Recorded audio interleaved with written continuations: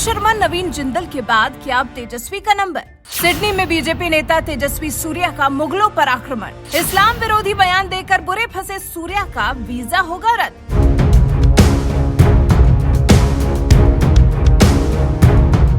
दुनिया भर में अभी बीजेपी प्रवक्ता नूपुर शर्मा के पैगंबर मोहम्मद पर दिए बयान पर आलोचनाओं का दौर खत्म नहीं हुआ कि अब बीजेपी सांसद तेजस्वी सूर्या ने अपनी और बीजेपी की मुश्किलें बढ़ा दी हैं।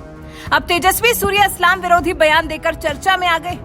ऑस्ट्रेलिया इंडिया यूथ डायलॉग के कार्यक्रम में हिस्सा लेने पहुंचे तेजस्वी सूर्या ने भी बड़ा विवादित बयान दे दिया है। सूर्या ने अमेरिकी इतिहासकार विल ड्यूरेंट की किताब का हवाला देते हुए भारत पर मुगलों के आक्रमण को इतिहास का सबसे रक्त रंजित इतिहास बता दिया है। साथ ही उन्होंने मुगलों के अत्याचार की तुलना जर्मनी के तानाशाह हिटलर के कृत्यों से कर दी है।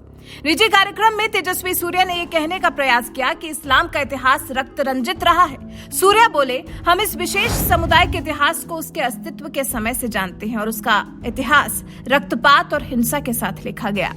इसके अलावा सूर्या ने हलाल भोजने पर भी प्रतिबंध लगाने का आह्वान किया और कहा कि हिंदू समुदाय को उन पार्टियों को वोट देना चाहिए जो विशेष रूप से हिंदुओं की रक्षा करती हैं। दुनिया भर में यहूदियों और अत्याचार की फिल्में और म्यूजियम है, लेकिन हिंदुओं पर टीपू सुल्तान, मोहम्मद गौरी, अलाउद्दीन खिलजी के अत्याचार की बात भी नहीं होती। We have seen the history of this particular,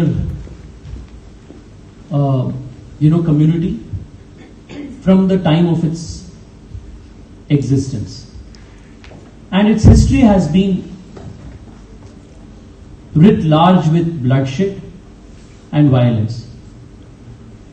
I think there are two things that as a community we must do. This will also kind of touch the question on Tipu Sultan and others. One of the most celebrated historians the world has ever seen, Will Durant, while starting the chapter on India's medieval history, on the Islamic period of India's history, starts with this line.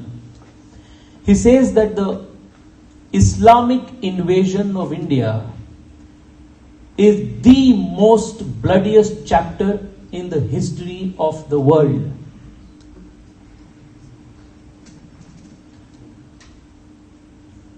The Ghazni story must be told, the Ghori story must be told, the Alauddin Khilji story must be told, the Tipu Sultan stories must be told. Kashmir Files was a good attempt, but it is a good start.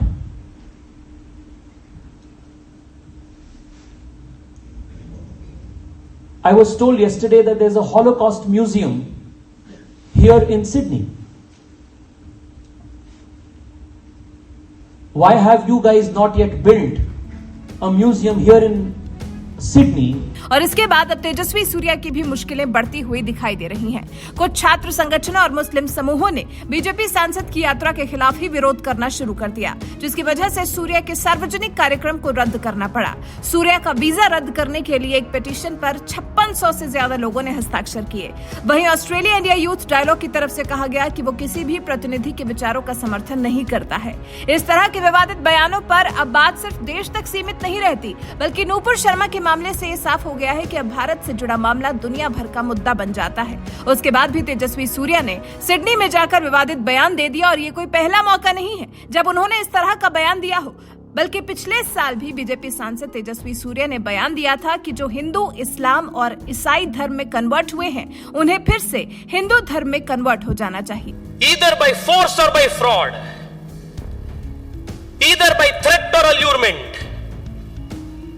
the Hindu has been taken out from his mother religion.